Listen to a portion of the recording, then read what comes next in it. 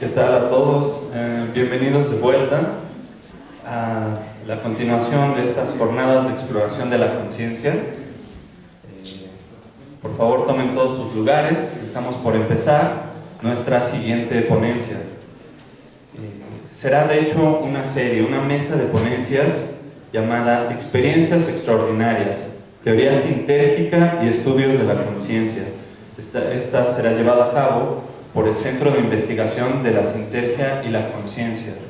Nuestra primera charla la dará Ramsés de León. Un aplauso para él, por favor.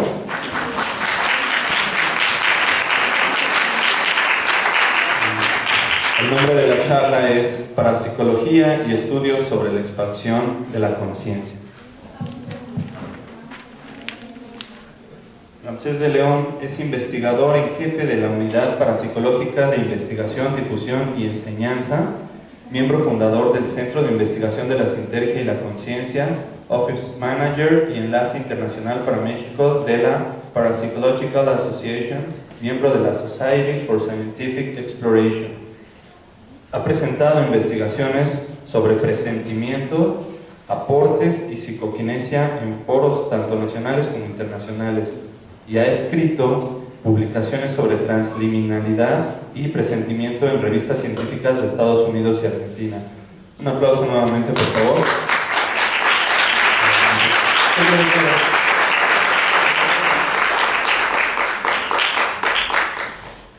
Excelente. Muy buenas tardes, espero que hayan tenido una buena comida. Como Álvaro ya me presentó, servidor, Ramsés de León, y quiero empezar esta presentación hablando inicialmente sobre lo que implica la parapsicología. Por favor. La Parapsychological Association define parapsicología como el estudio académico y científico del fenómeno psi. Este fenómeno involucra experiencias que podríamos denominar inusuales y involucran tres particulares categorías. La percepción extrasensorial, que incluye telepatía, precognición, visión remota, presentimiento. La psicoquinesia, donde podemos encontrar fenómenos como sanación directa o a distancia, aportes, fenómenos poltergeist, entre otros. Y la hipótesis de la supervivencia a la muerte física, de la conciencia a la muerte física, con fenómenos como experiencias cercanas a la muerte, en la cual Eros ya mencionó algunos, fenómenos de reencarnación, experiencias extracorpóreas, apariciones, memorias localizadas, entre otros.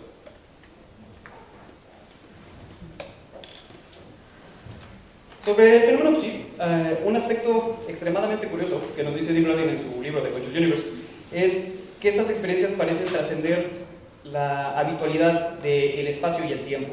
Dentro de los estudios de presentimiento de Daryl Bem, él comenta sobre este fenómeno que denota procesos anómalos de información o transferencia de energía que son actualmente inexplicables en términos de mecanismos físicos conocidos. Se podría también hablar de estos fenómenos que como fenómenos no locales o atemporales o de expansión de la conciencia.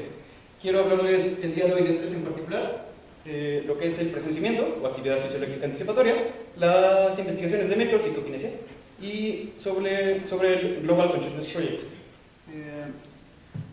Presentimiento es un buen término para referirse a la actividad fisiológica anticipatoria. ¿Puede levantar la mano quien haya visto la película de Spider-Man, la última que salió? Estuvo buena, ¿no? Sé que hayan visto la última o alguna de las anteriores. Recordarán que Spider-Man tiene un sentido arácnido, un pequeño momento donde puede percibir cuando va a recibir un disparo, un golpe, etc. Encuesta en particular, ¿creen que Spider-Man puede ver el futuro? Levante la mano que diga que sí. Veo dos. Ok. Sin embargo, en ámbitos parapsicológicos, este fenómeno que experimenta Spider-Man, si bien en ciencia ficción es desarrollado por la humanidad de una araña, sí está presente en cada uno de nosotros, y es un poco lo que quiero hablar en este sentido. Nosotros lo conocemos como actividad fisiológica anticipatoria, y es esta habilidad inconsciente de predecir un evento a partir de nuestras respuestas fisiológicas. Ha sido ampliamente estudiado en los últimos años, por ahí tienen las referencias, igual van a venir al final, pero con potenciales corticales lentos de actividad cerebral a través de resonancia magnética funcional, electroencefalograma, dilatación pupilar, movimiento de ojos y pestañeo espontáneo a través de electroculograma, conductividad eléctrica de la piel a través de electrodermograma, ritmo cardíaco y variabilidad cardíaca con electrocardiograma, cambios en el volumen y presión de la sangre a través de pletismógrafos, etc. y otros grados. Aquí quiero compartirles aquí, si ven las imágenes de arriba a la izquierda, podemos ver una botella y una pared. Algo que particularmente no es muy estimulante, es algo que no nos genera ni consciente ni inconscientemente alguna excitación en nuestro sistema periférico o en nuestra fisiología. En las imágenes del medio vemos estas imágenes que clasificamos con valencia negativa. La valencia negativa se refiere a, si bien son imágenes que nos excitan, que nos estimulan, que nos provocan algo en nuestro cuerpo, no nos generan algo particularmente atrayente hacia ellas. Generan en fisiología una respuesta de defensa o huida. No somos nuevamente atraídos hacia ellas.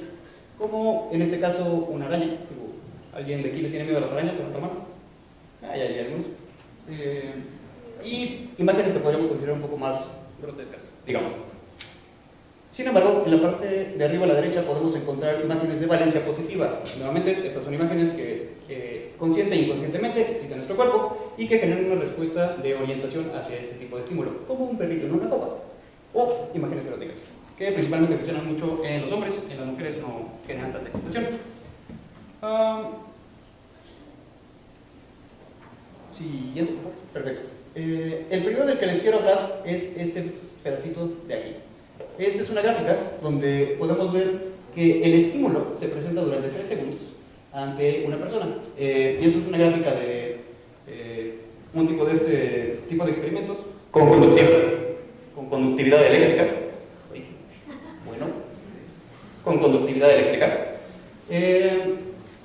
Que dura durante 3 segundos el periodo de presentimiento, digo, el periodo donde se presenta la imagen, y estos 3 segundos son los que nos interesan. Parece ser que justamente cuando se le presenta una imagen, ¿aquí me escuchan bien? Sí.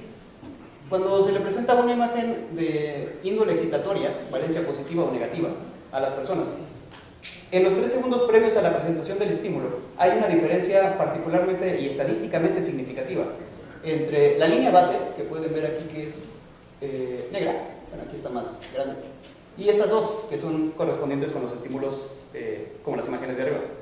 La diferencia de estas líneas nos hablan de una respuesta fisiológica que sucede solo al presentar estímulos excitantes, no como una botella o como una pared, previa a que el estímulo se manifieste, como si nuestro cuerpo supiera durante 3 segundos antes que algo excitante se va a presentar frente a nosotros. Nuevamente,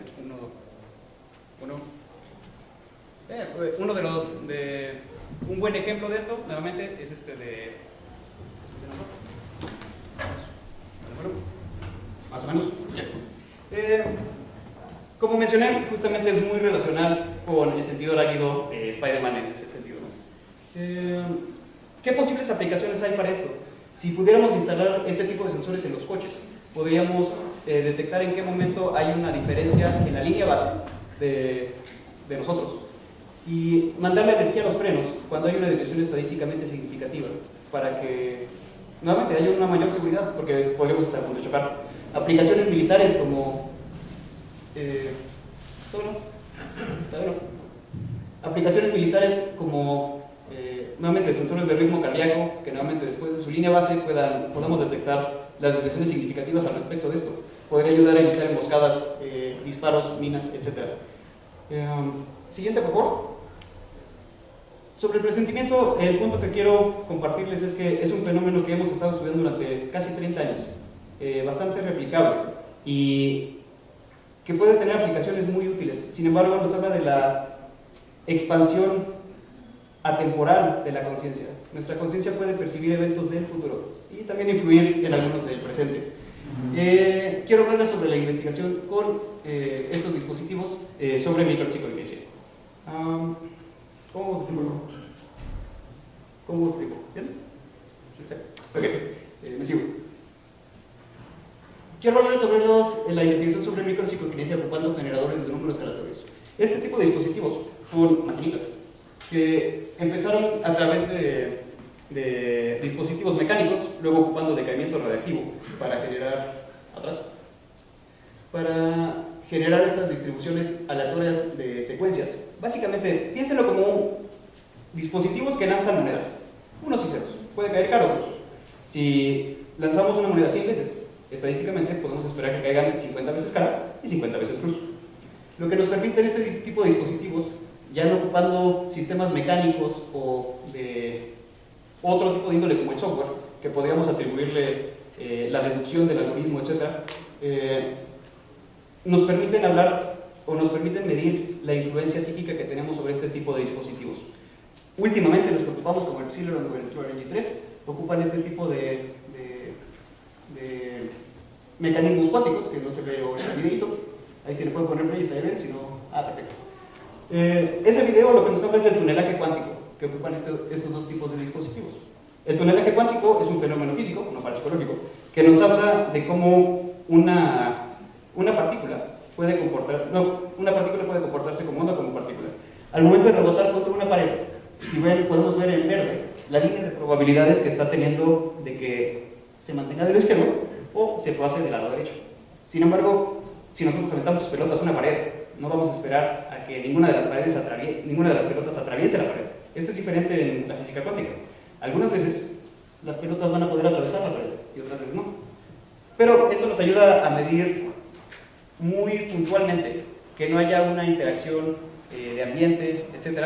Algo que, para poder descartar variables, y solo nos quede la conciencia. Y en este tipo de investigaciones con micropsicognesia, siguiente por favor, a través de displays como de juegos, por ejemplo, que ayudan mucho a mantener la atención de las personas, ayudan a, por ejemplo, pedirle a una persona que mueva esta pequeña nave, que la rote hacia el lado derecho, y está conectado con este generador. Esperaríamos que 50% de las veces gira hacia el izquierdo, 50% de las veces gira hacia el lado derecho. Sin embargo, el promedio en general que logra la gente es un 5% de modificación en este fenómeno. Es decir, que 45 veces gira hacia el lado que quieran y 45 hacia el lado contrario. Esto podrá ser un efecto muy pequeño, pero replicado en tantos momentos o entre tantos experimentos, es altamente significativo. Nos habla de una interacción de conciencia con la realidad, donde no está directamente localizada en el cerebro. Nuestra conciencia puede trascender esa personalidad, volverse transpersonal y llegar a este tipo de dispositivos. Actualmente el Instituto Goldrich, con esta aplicación de Psy3, que la pueden descargar en su iPhone, para Android no está disponible, tiene igual este pequeño juego de robot, donde ocupa un mecanismo de generación de números aleatorios similar para hacer que el corazón del robot crezca. Es parte de la indicación para hacerlo un poco más entretenido, pero nos ayuda a demostrar cómo nuestra mente, nuestra conciencia está trascendiendo nuestra persona, cómo está interactuando con la realidad. Siguiente, por favor. Quiero cerrar finalmente con una aplicación adicional de este tipo de fenómenos.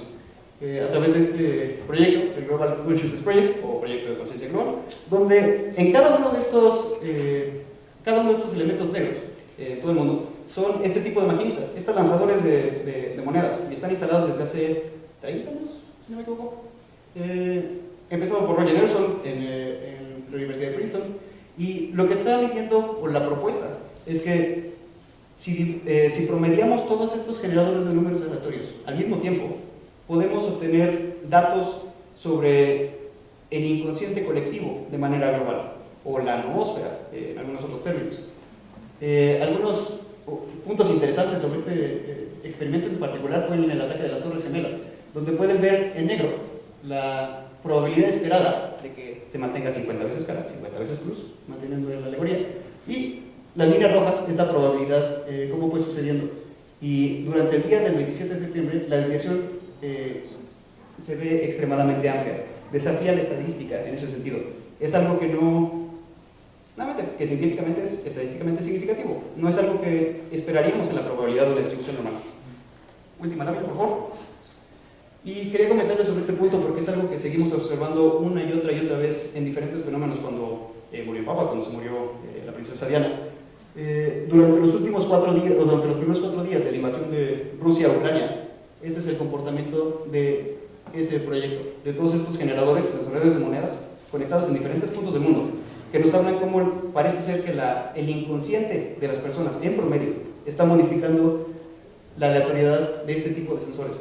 Nos hablan de cómo podemos medir o cómo nuestras mentes están interactuando con nuestra realidad y están alterando dispositivos de probabilidad de una manera bastante evidente, de una manera medible, con procesos estadísticamente validados con aparatos que no pueden ser modificados por software o que no puedes deducir la aleatoriedad al respecto. Es algo muy interesante que nos habla de la expansión de nuestra conciencia, no solo como individuo, sino como colectivo. Última lámina, por favor. Y finalmente quiero solo hacer el énfasis de este artículo de Experimental Evidence for Parapsychological Phenomena de Etzel Cardeña, que de hecho es mexicano, pero está dando clases en la Universidad de Lund. Es un artículo que fue presentado en American Psychologist, en la revista principal de la Asociación Americana de Psicología, y habla justamente de todos estos metaanálisis, de todos estos fenómenos. Pues sí, los rojitos son los que yo acabo de mencionar: presentimiento, micropsicoquinesia y el proyecto de conciencia global. Si quieren más datos, ahí está la ciencia. No estamos la parapsicología no mide fantasmas, no seguimos teniendo sesiones mediunísticas como en la época victoriana. La ciencia ha avanzado bastante, no tenemos quizá tantos dispositivos como nos gustaría, pero hay bastantes. Y ahí está la referencia si quieren adentrarse un poquito más. Última lámina, nada más para la grabación. Ahí están las referencias que ocupé el día de hoy. Y les agradezco mucho. Le quiero dejar el foro a mi compañero Alejandro Álvarez.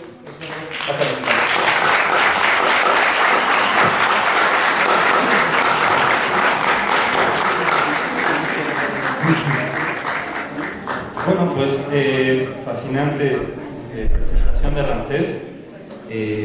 Continuará con la nueva charla Despertando lo Extraordinario, Enteógenos, Actividad Cerebral y Experiencias Extraordinarias. Está a cargo de Alex Álvarez. Por favor, un aplauso. Adelante.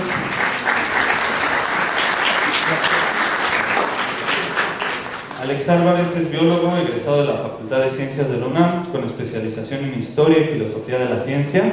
Cuenta con una maestría en Ciencias Biológicas enfocada en Biología Evolutiva y actualmente es candidato al grado de doctor dentro de la misma área. Adelante. Muchísimas gracias.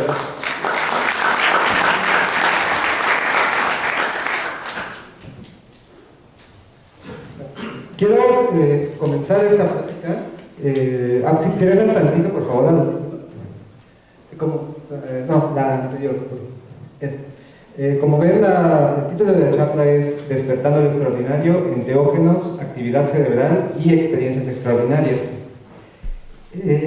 Estos 3 puntos a los que hace referencia el título, la que sigue, ¿no?, tienen mucha relación con una de las prácticas más antiguas en la historia de la humanidad, la cual es el chamanismo.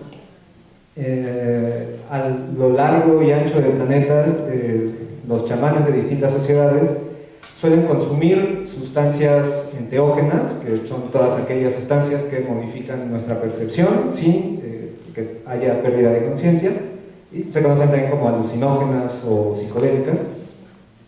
Y bueno, esto les permite entrar en un estado de trance en el que la actividad cerebral cambia considerablemente. De hecho, una de las últimas investigaciones del doctor Jacobo Grinberg trata precisamente de esto, de medir la actividad cerebral de un chamán en trance, y se ven cosas que pues, nunca se habían visto hasta el momento. Y bueno, a lo largo de las distintas ceremonias o rituales que llevan a cabo los chamanes, pues tienen distintas experiencias que catalogaríamos como extraordinarias, o experiencias místicas, experiencias psicodélicas, son algunos de estos sinónimos. ¿La que sigue, por favor?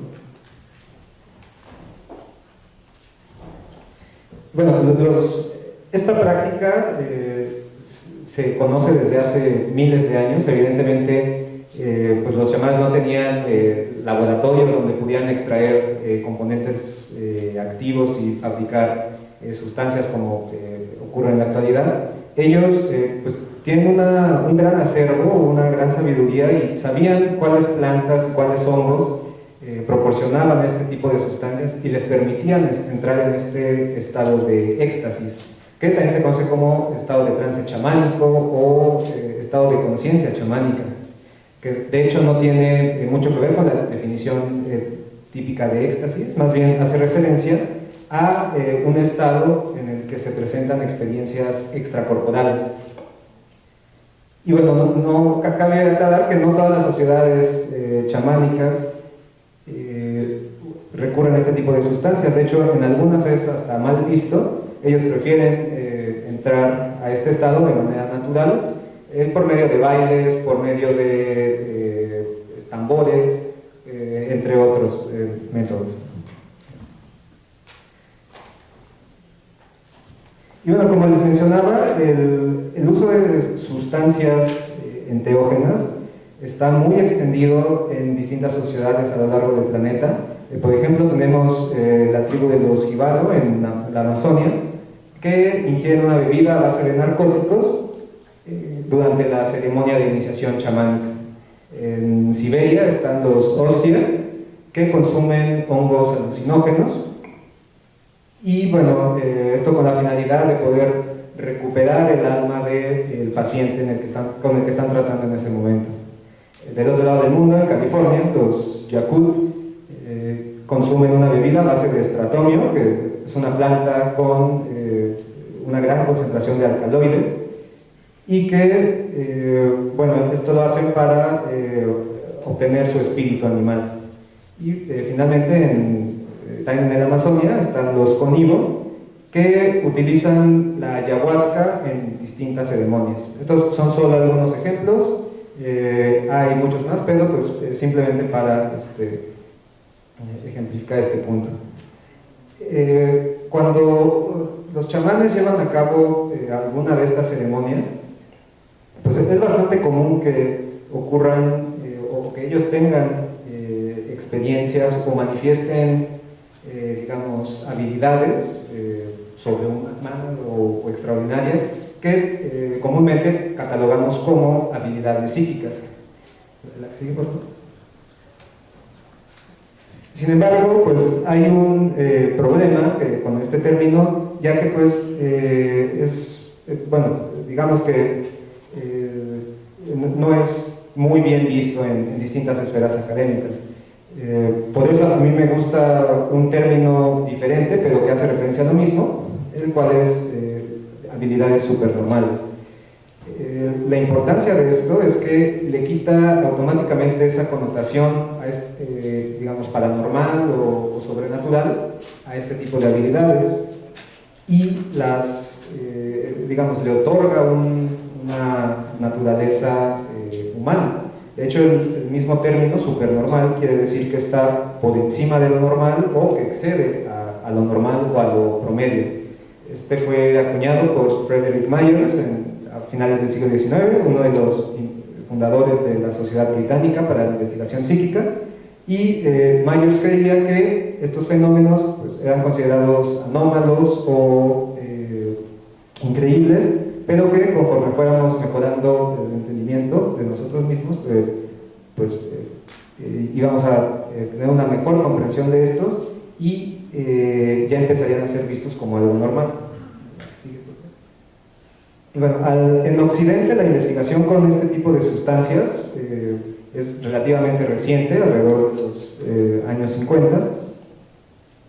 Uno de los personajes centrales fue el Dr. Puarich, a quien distintas agencias de inteligencia estadounidenses reclutaron para llevar a cabo una serie de expediciones a México con el fin de encontrar lo que ellos llamaban el hongo de los dioses, el cual pues, habían escuchado que era un hongo que otorgaba capacidades supernormales. Hubo varias expediciones hasta que finalmente dieron con el hongo, el cual se conoce como psilocibe mexicana, a partir del cual se extrae la psilocibina. Y bueno, a partir de esto pues comenzaron distintas investigaciones que derivaron en algunos de los experimentos más famosos e infames, diría yo, como el proyecto MK Ultra, que era un proyecto de experimentación humana con el fin de obtener control mental sobre los seres humanos. Y bueno, unos años después empezó a desarrollarse otro proyecto que para nada se compara con el MK Ultra, es un proyecto, digamos, benigno, el cual se conoce como Proyecto Stargate, en el que la finalidad era entrenar personas para convertirlas en espías psíquicos y pues de esa forma obtener información que no era posible obtener por medios convencionales de los rivales soviéticos. Como dato curioso, al mismo tiempo en la Unión Soviética se estaba llevando una investigación similar, lo cual pues como que cada parte no sabía que su rival estaba llevando a cabo esta investigación. ¿La que sigue? Y bueno, al mismo tiempo se dio todo este movimiento de contracultura, el movimiento hippie, en el que pues, el consumo de estas sustancias empezó a crecer exponencialmente para fines recreativos, y también empezó la investigación psiquiátrica con estas sustancias, ya que pues, se veía cierto potencial para varias de estas, como el LSD, el MDMA o la psilocibina. Pero pues ante el frenesí que provocó todo esto, pues la FDA decidió prohibir la investigación y pues hasta finales del siglo XX fue que se empezó a retomar. Y bueno, ahora sí entrando al punto central de esta charla, se ha visto que hay cierta relación entre el consumo de enteógenos y las habilidades supernormales. Dado que se han realizado algunos estudios experimentales, pero muchos, como en teoría no era tan permitido, pues se obtenía información a través de cuestionarios donde se veía que pues sí había una correlación entre el uso de ciertas drogas y las experiencias extraordinarias o transpersonales. Curiosamente, pues se ve que distintas sustancias provocan distintos tipos de experiencias. Por ejemplo, el consumo de DMT se asocia mucho a encuentros con entidades, mientras que la ketamina tiene mucha relación con experiencias extracorporales, y la marihuana, en cambio, se relaciona mucho con experiencias telepáticas. Y de manera general, a partir de los experimentos que se han hecho, en donde a un grupo de personas se les da una de estas sustancias, se le asignan diversas tareas psíquicas y se comparan con un grupo control al que no se les da nada, pues se ha visto que el grupo experimental tiene un mejor desempeño en estas tareas, que es muy por encima de lo que se espera por azar. La que sigue, por favor. En los últimos años, toda esta parte se ha empezado a estudiar a nivel de lo que ocurre en el cerebro. Y esto es muy importante porque, o sea, de alguna forma le empieza a quitar toda esta idea de que pues, son meras alucinaciones y cosas así. Se ha visto que, bueno, a nivel estructural, pues incrementa hay un aumento en la neuroplasticidad, un aumento en la formación de dendritas, una mayor ramificación de axones y bueno, también una mayor formación de estos. A nivel psicológico o psiquiátrico se ha visto que muchas de estas sustancias ayudan a reducir problemas como la ansiedad, la depresión o el trastorno de estrés postraumático. Y bueno, lo interesante es que cada una de estas sustancias tiene un mecanismo de acción diferente. Todas ellas generan cambios electroquímicos y de neurotransmisores, pero lo que se piensa es que en última instancia deben confluir en un mismo punto. Y bueno, hay distintos estudios donde se ha medido la actividad cerebral de las personas mientras consumen alguna de estas sustancias. En un estudio donde se les dio a consumir DMT, se vio que en el clímax de la experiencia mística o la experiencia transpersonal cambia la actividad cerebral considerablemente. Empiezan a predominar las ondas teta, que típicamente se asocian a estados de sueño, y las ondas alfa, que están muy relacionadas con estados de relajación. Y bueno, en otro estudio donde se les dio LSD, pues se midió por resonancia magnética funcional, y en la parte de arriba pueden ver cómo esas manchas rojas indican cómo se van modificando ciertas regiones cerebrales. Mucho tiene que ver con cambios en la conectividad neuronal en comparación con un grupo control al que pues, no se le dio nada y pues no ocurren grandes cambios. Y bueno, pues ¿qué podemos concluir de todo esto? En primer lugar, que hay distintos tipos de evidencia que apuntan a que los enteógenos estimulan la capacidad psíquica de las personas. En segundo lugar, la explicación más simple es que todas estas sustancias que permiten tener este tipo de experiencias podrían desencadenar una respuesta similar a nivel molecular, aunque en principio parezcan diferentes, y que probablemente estén implicadas redes de regulación genética que provocan cambios en la región cerebral o regiones que permiten manifestar este tipo de habilidades. Y ya para cerrar, quiero resaltar un punto muy importante.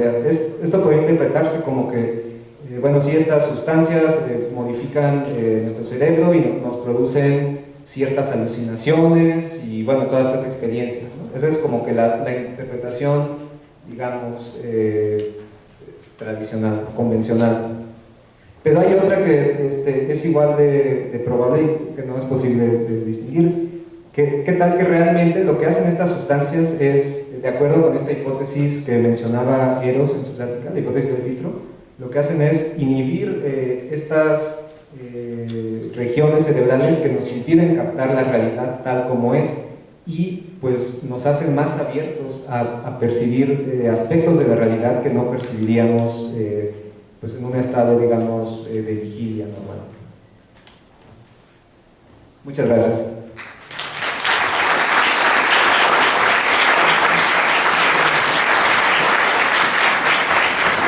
Muchas gracias a Alex Álvarez por su presentación.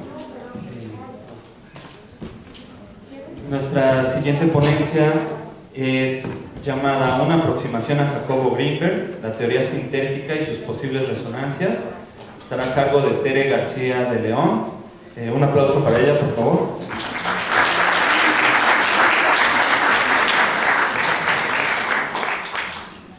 Tere García de León Miller realizó estudios de maestría en terapia familiar sistémica y práctica clínica por más de 5 años en el Instituto Superior de Estudios de la Familia. Cursó la maestría en estudios latinoamericanos en la UAE, obtuvo la certificación en la UNAM como catedrática de Historia y concluyó la licenciatura de Asentamientos Humanos en la UAM. También es miembro fundador del Centro de Investigación de la Sintergia y la Conciencia y coordinadora del seminario. Imparte psicoterapia en el Centro Médico BIOS y de forma privada. Adelante, por favor. ¿Qué tal? Hola, buenas tardes a todos. Bueno, la presentación la preparé de la siguiente manera. Me vine con la idea de que se fueran con algunos de los conceptos que vamos a decir que son centrales en la obra de Grinberg. Ya aquí Eric e Ibra hablaron de algunos, pero yo consideré que estos conceptos nos permiten entender por qué la conciencia está expandida. Entonces Grinberg publica la teoría sintérgica en 1991. Para el desarrollo de este cuerpo teórico de conocimiento le lleva a Grinberg 15 años. Durante ese periodo de tiempo se hace experimentación. Su obra se caracteriza por el rigor científico, es decir, los supuestos que plantea Grinberg trata de llevarlos a cabo, de corroborarlos con experimentos, estos supuestos. Pero lo interesante también de su trabajo es que, aunque está él dentro de una ciencia que es rigurosa, vamos a decirlo, también incorpora otras tradiciones de pensamiento. Y esto justamente forma parte de lo que está ocurriendo, que se ha mencionado en otras ponencias ya, que es importante incluir paradigmas que no estén solamente dentro del mundo científico. Necesitamos meter otras miradas. Entonces Grinberg ocupa investigación neurofisiológica, usa conceptos de la mecánica cuántica, vivencias con los chamanes mexicanos, esto es muy importante, elementos de la mística judía, cristiana, también utiliza conocimientos del budismo y del yoga hindú, de quien era también practicante. El concepto sintergia, hablan de conocer todos, es un neologismo que se forma de dos palabras, síntesis y energía. Y el fundamento del concepto sintérgico es el análisis de la información en el espacio, o cómo se organiza esta información en el espacio. Para la teoría sintérgica, el espacio tiene una estructura, aunque no lo podamos percibir, aunque nos parezca que es invisible. Ese espacio está cargado de información, ¿sí? Entonces, para Greenberg, todo lo que existe, esto quisiera que lo tratáramos de imaginar, todo lo que existe es espacio. Que rompiéramos con este dualismo, aunque sea por un momento, porque cuando miramos la realidad, lo que estamos viendo realmente es el espacio. No son los objetos, es la organización y cómo está organizada, o sea, cómo está esa información acomodada en el espacio, cómo nuestro cerebro o campo neuronal interactúa con él.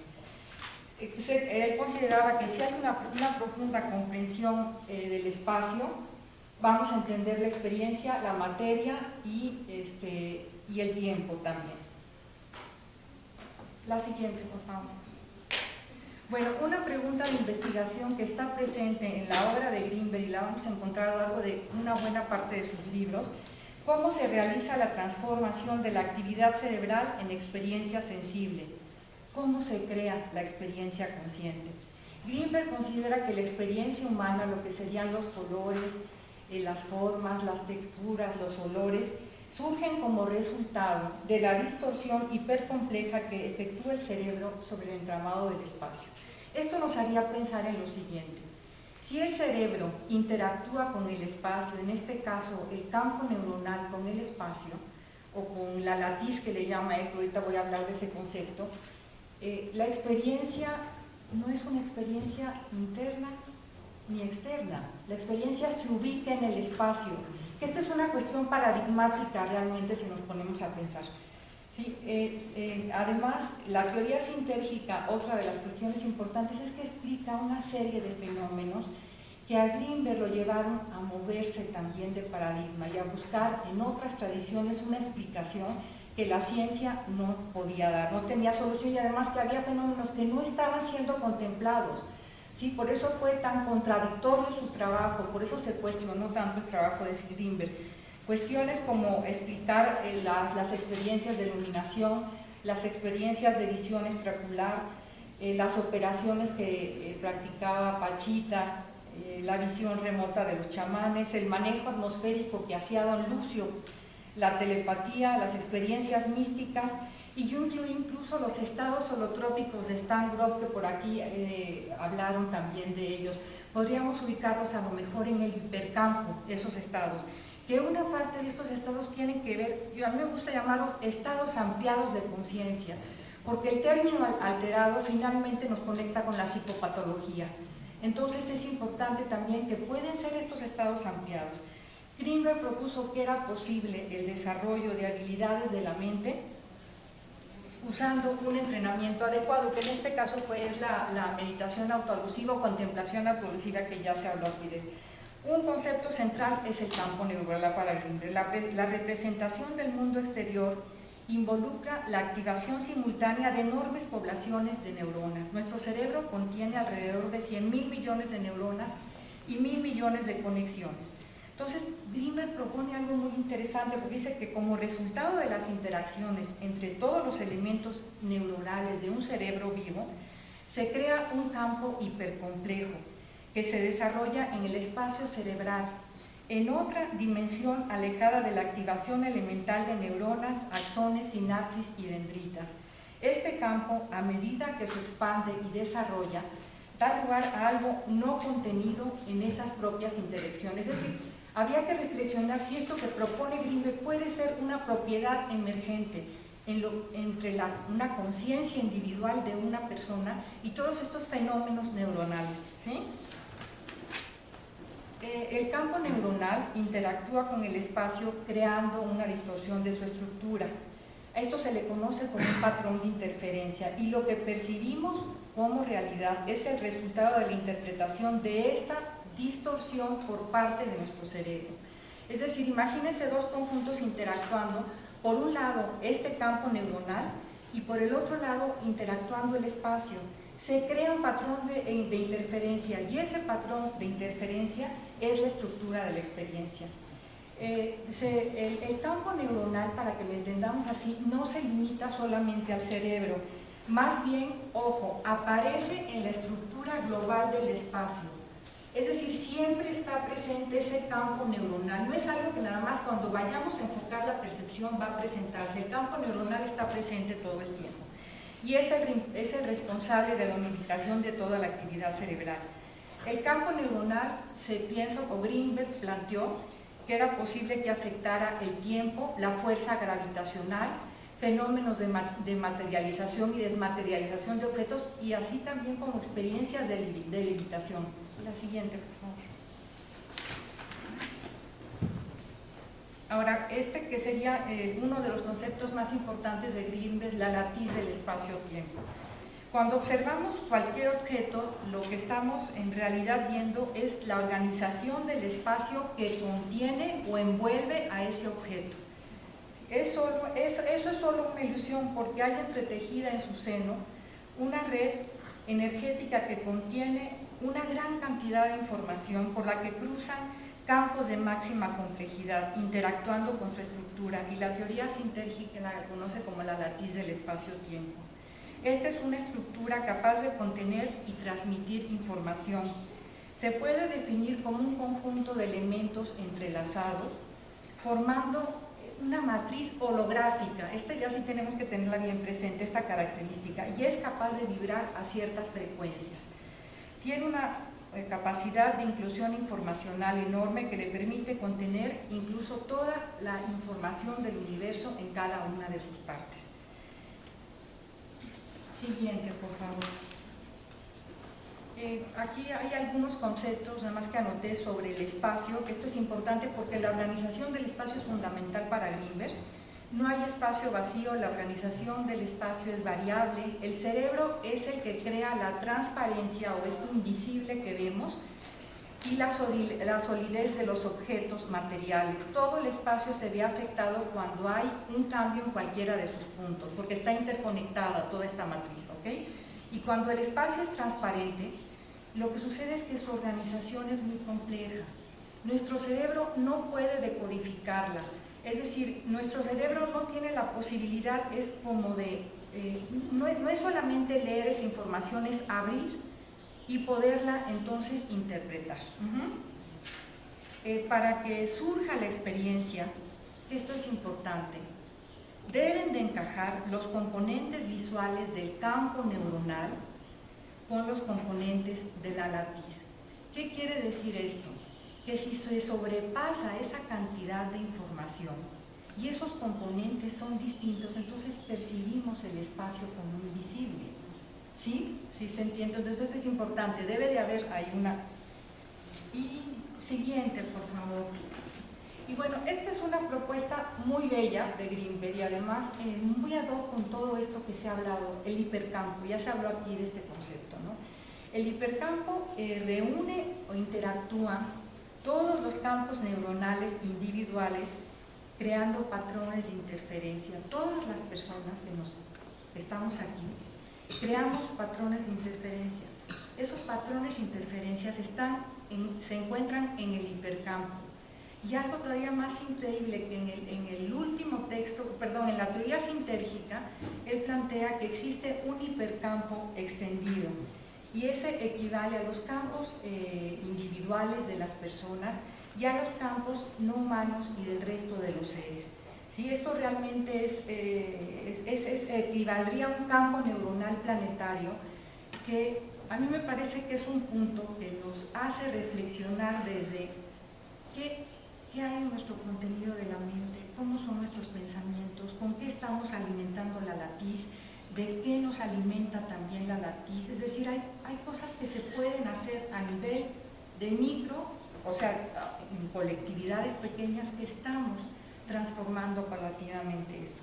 Bueno, ahora, estos son los pensamientos y las emociones también afectan la estructura de la latiz, al igual que cualquier objeto material. ¿Sí? Entonces, esto sí tenemos que tener muy presente qué cosa está pasando. Las zonas de la latiz con mayor coherencia, la teoría sintérgica las denomina como zonas de alta sintergia, y estas las percibimos como invisibles, y presentan una estructura de máxima coherencia, densidad informacional, convergencia y homogeneidad. Las zonas de baja sintergia las percibimos como objetos sólidos y tienen una estructura de mínima coherencia. Lo que pasa es que lo que sucede es que con un objeto masificado, la estructura del espacio se modifica porque ya no puede ser coherente en todos sus puntos, ¿sí? Entonces, por eso, estos son los objetos que podemos ver. Siguiente, por favor. Otra cuestión que está presente en la obra de Grimberg es hablar sobre la conciencia de unidad. Ya se habló aquí que los experimentos que se llevaban a cabo, él llevó a cabo con chamanes, que son investigaciones sobre la actividad encefalográfica con chamanes, descubrió esto, que un cerebro con una mayor coherencia al interior de cada hemisferio y entre los hemisferios también, y una elevada inclusión informacional y gran conectividad en todas las regiones del cerebro, es un estado cerebral de elevada sintergia. ¿Qué es lo interesante aquí? Esto está conectado con las experiencias de unidad y con las experiencias de estados ampliados de conciencia. Sí, entonces, Grimberg considera que cuando se experimentan estos estados de unidad, la persona es capaz de modificar la realidad desde sus orígenes. ¿Por qué es capaz de modificar la realidad? Porque ya llegó un punto en que dejó de distorsionar la latiz. Por eso estas prácticas meditativas, en donde se trabaja todo con la cuestión de la atención plena y estas observaciones, bueno, ahorita vamos a ver en la lámina siguiente, porque sí está conectado con esto.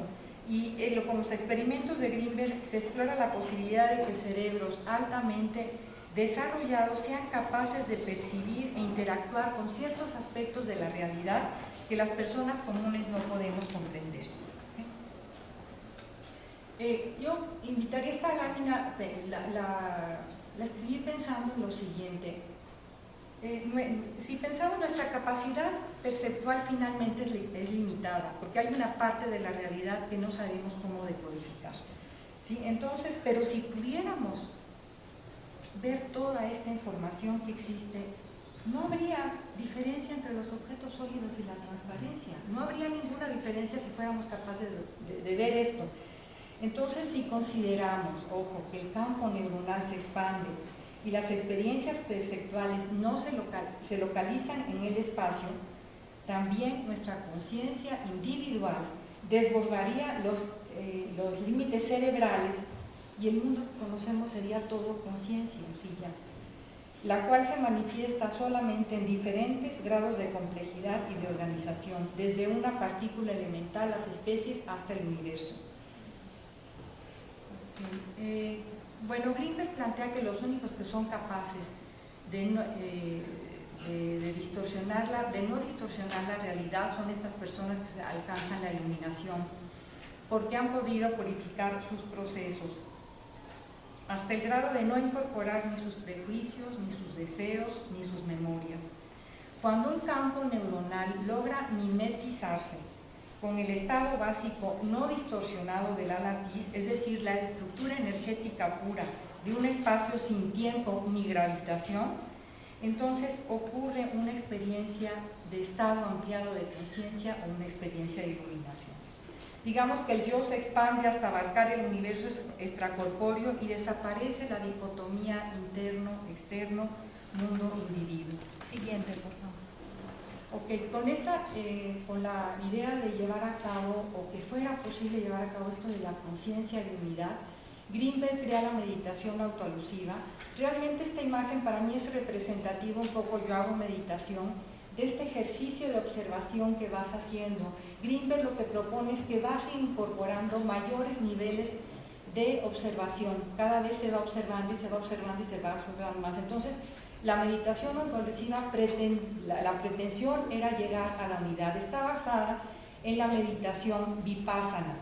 Y la meditación vipassana está centrada en el cuerpo, las emociones y los contenidos de la mente en el momento presente. La técnica tenía la finalidad de alcanzar la conciencia de unidad. pero también se obtienen, como sabemos todos, más beneficios de la meditación. En Grinberg no está, en 94 él desapareció, pero estoy segura que él hubiera participado, por ejemplo, en todo lo que se dio de las conferencias de mente y vida, que fueron las conferencias donde se reunieron neurocientíficos con los monjes tibetanos y tratar de entonces establecer un diálogo intercultural. Años después, que es un trabajo que ya sí tiene cientos de artículos publicados, que es el efecto de la meditación mindfulness, y sobre todo se ha demostrado que está relacionado con el control atencional, la regulación emocional y los cambios en la autoconciencia. Asimismo, se desarrollan situaciones de ecuanimidad, empatía, compasión, aceptación, positividad, disminuye la tristeza, la ira, la rumiación y los estados de ensimismamiento. Siguiente. Grinberg, digamos que fue un pionero de la mente, de los estudios de la mente, la conciencia y las prácticas contemplativas. De acuerdo, como conclusiones ya nada más, de acuerdo con la teoría sintérgica, la conciencia y no la materia es el fundamento de la realidad. La conciencia no se circunscribe al cerebro, más bien es una conciencia extendida que sobrepasa los confines de la mente y el cuerpo. Ningún pensamiento deja de afectarla, ninguna emoción es ajena, ni deja de contribuir a esa totalidad. A partir del trabajo desarrollado por Grinberg, podemos postular que la conciencia podría ser considerada un ladrillo fundamental de la naturaleza, el cual no solo subyace en nuestras experiencias subjetivas, sino que se extiende a algo universal en todos los seres vivos que nos rodean y además, y que cada ser vivo puede tener cierto grado de conciencia. Eso tenemos que tenerlo presente por todas las atrocidades que están pasando en el planeta. Otra cuestión es, no existen estos dos reinos independientes, sujeto que observa, realidad observada, interno, externo, mente, cuerpo, como dos realidades dicotómicas. Todas las cosas y sucesos observados están conectados y no son sino diferentes manifestaciones de una misma realidad en la que todo es conciencia. Siguiente y última. Grinberg propone que formamos parte de un organismo planetario en el cual todos somos células. Todas somos células. Nos interconectamos a través del campo neuronal y la latiz del espacio-tiempo. Estamos en interconexión. Y la teoría sintérgica es un modelo que intenta explicar esta unidad planetaria. Todos somos responsables de la marcha del cosmos y del planeta, favoreciendo el buen funcionamiento o deteniéndolo, y eligiendo cada quien sus parcelas para contribuir a este cambio de conciencia. Grinberg propuso que la latiz del espacio-tiempo tenía tal cantidad de energía que era importante crear un instrumento que sacara directamente energía de la latiz. Y este generador él consideró que podría resolver los problemas de abasto energético en el planeta. Ok, muchas gracias a todos.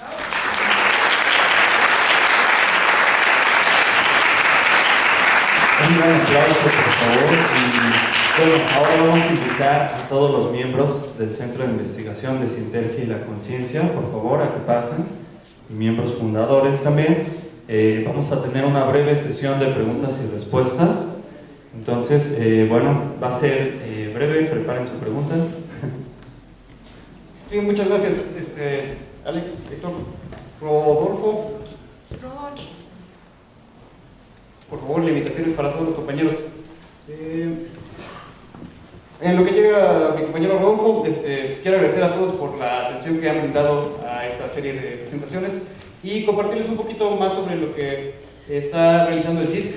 Por ahí tenemos una lámina en la última presentación, pero si no, no pasa nada. Tenemos el centro de la unidad de investigación, tenemos el seminario de estudio y tenemos un sector de área de desarrollo de potencial humano. Están invitados a verlos en nuestras redes sociales, para seguirnos, y en la página web sintergia-cisc.org, que están ahí. Ahora sí, no sé si alguien tenga alguna pregunta para los panelistas o alguno de los miembros aquí presentes.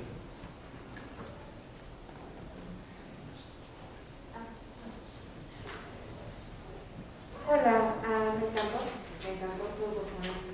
esencialmente mexicanos. Tere ha sido mentora mía con la teoría sintética de Greenberg, pero también mi formación como psicoanalista actual, que estoy cursando la maestría, me hace preguntarme por algo que en mi vida, no quiero confesarme aquí, ha sido muy evidente, ¿no? Que es esta cuestión del inconsciente, ¿no? Y sí, no cabe duda que también existe la conciencia, no la voy a negar, pero para mí como psicoanalista el 25% de nosotros es conciencia y todo lo demás es inconsciente, y si bien nos da el 25%. Entonces, me pregunto, porque no dudo de la noción freudiana del inconsciente, entonces me encantaría poder unir estas dos cosas, pero la cuestión del inconsciente no la puedo negar, al menos en mi vida, ¿no? Porque yo le he visto en mi vida. Entonces, mi pregunta es precisamente cómo se podría unir la noción de inconsciente con esta teoría sintética y con esta expansión de la conciencia que también es innegable y que esperemos que todos vayamos hacia allá. Y bueno, eso sería todo, porque ya volé el balón y ahorita lo mucho. Creo que sí, conectado. Pame, mira, sí entiendo tu inquietud. No se trata de negarlo de la cuestión del inconsciente, ese está presente. Pero yo creo que también un primer paso es darnos cuenta de la parte esta de la conciencia. Algo aquí se habló en la primera exposición sobre esto de los... ¿Cómo fue lo que dijiste, Ibra? Utilizaron como vivir como sujeto, porque yo creo que parte estamos viviendo en una era que está tan, vamos a decir, nuestra atención está como tan dispersa, estamos tan poco conectados, que sí, yo creo que habría que volver a este trabajo incluso introspectivo también, porque yo siento que un trabajo introspectivo también te podría permitir enlazar más esta parte inconsciente con la consciente. Pero si estamos como todo el tiempo dándole la vuelta a la página y dándole la vuelta a la página y buscando mayor estimulación y mayor estimulación de cosas, finalmente es difícil conectarnos internamente. Entonces, no es que se niegue, yo creo, y yo creo que, ¿sabes qué? Que lo que uno descubre también es que desde el enfoque que uno trabaja, va a haber que ir desarrollando esos puentes también, porque Greenberg también necesita que su trabajo siga presente, aunque él no esté vivo, él está aquí para nosotros. Entonces, no sé si tenemos tiempo para hacerte una pregunta más.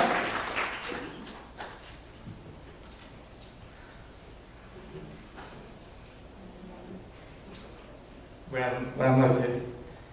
Yo tengo una duda porque tomando en cuenta la teoría sintérgica, esta parte inconsciente no se podría responder a partir de la información que existe en el campo y que no está siendo asimilada de una manera consciente, o sea, no se integran de cierta manera.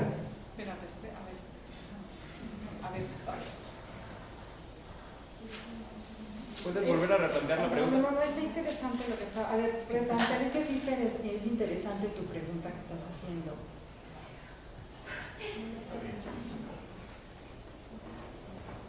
La pregunta es si el inconsciente podría estar, toda la información inconsciente que tenemos los seres humanos no está, digamos, de cierta manera integrada en la noósfera o en la latiz, como una información que simplemente no es asimilada hasta que pasa al consciente.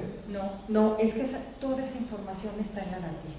Incluso esa información inconsciente, es algo interesante lo que ahorita te pusiste a reflexionar, pero esa información inconsciente también estaría dentro de la latiz. A lo mejor puede aparecer para nosotros en algunos momentos de una forma deformada o de una forma disfrazada a través de un sueño, pero esa está también en la latiz. No sé si haya por allá algo más que quieran agregar. Yo creo que contestaste muy bien, Tere. Héctor, Alex, aquí hay una pregunta. Adelante. La última y nos vamos. Bueno, más que una pregunta es tratar igual de conversar el tema que acaba de surgir y personalmente creo que lo podemos ver como la parte del inconsciente, en el sentido, porque aquí es importante como replantear bien el término de conciencia que trata el CISC. Y cuando decimos que todo es conciencia, se habla de que realmente más allá de la dualidad, que es el mundo en el que vivimos, todo es conciencia. Entonces, en ese sentido es importante considerar esta dicotomía entre la unidad, donde consideramos que todo es conciencia, y la dualidad, que es el mundo en el que nosotros vivimos, donde hay inconsciente y conciencia. Entonces, nosotros somos conscientes, lo que llamamos el estado de vigilia, somos conscientes de ciertas cosas, de nuestros pensamientos, de nuestros estados emocionales, pero hay el inconsciente, porque vivimos en un mundo dual. Cuando accedemos a una unidad de la conciencia, todo es conciencia porque desapareció la dualidad. Entonces, ahí hasta el inconsciente es conciencia.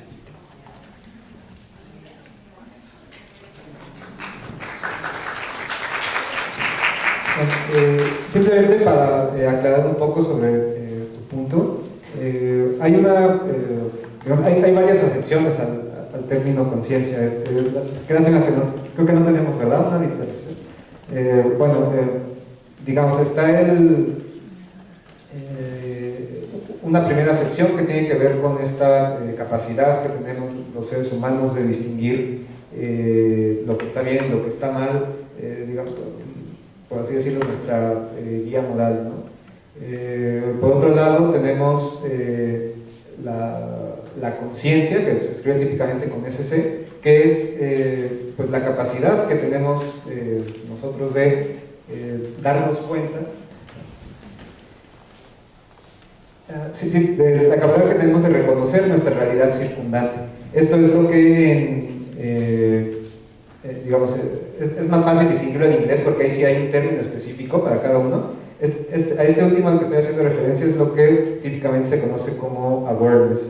El anterior, el que es como, tiene que ver con nuestro conocimiento de lo que está bien y lo que está mal, se conoce como conscience. Y está el término más subestimado, pero el más importante a la vez, que es la, digamos, conciencia con mayúsculas, lo que en inglés se conoce como consciousness. Esto tiene que ver con la conciencia como un sustrato de la realidad que precede a todo lo que viene después, por un nivel incluso inferior a las partículas subatómicas. De cierta forma, y haciendo cierta analogía, esto podría equivaler a la latiz, a partir del cual, como menciona Jacobo, una microdistorsión en la latiz equivale a, a partir de una microdistorsión surge una partícula subatómica. Y bueno, mientras más grandes sean las distorsiones, pues empiezan a surgir átomos, moléculas, etcétera, ¿no? Lo que se propone entre ellos David Chalmers, que es uno de los principales estudiosos sobre este tema, es que así como tenemos espacio-tiempo, la conciencia estaría a este mismo nivel o incluso un nivel inferior a este. Muy bien, pues muchas gracias y les pido un aplauso para todos.